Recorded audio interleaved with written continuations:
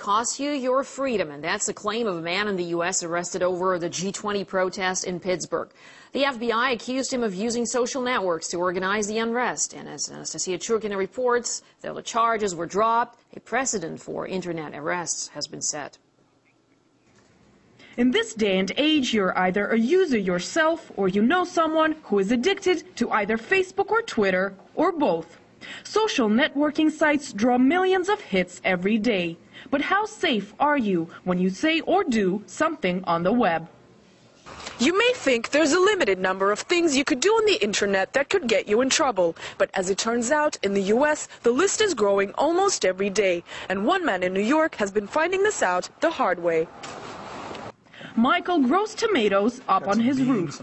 He also has an old dog named Sahara and 2 turtles. He and a friend were arrested and charged by the FBI for allegedly directing protests at the G20 Summit in September. Michael calls himself a hippie and an anarchist and says he has gone through hell for his political beliefs. I think all authoritarian governments don't like internal protesting. The whole idea of the G20 protests was an attempt to try to talk about those issues, talk about the richest people in the world getting together, making decisions for the 90% of us.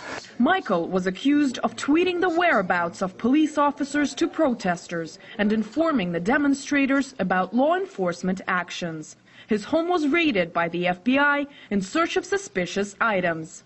So this is one of the items of interest the FBI listed as being a concern for some reason.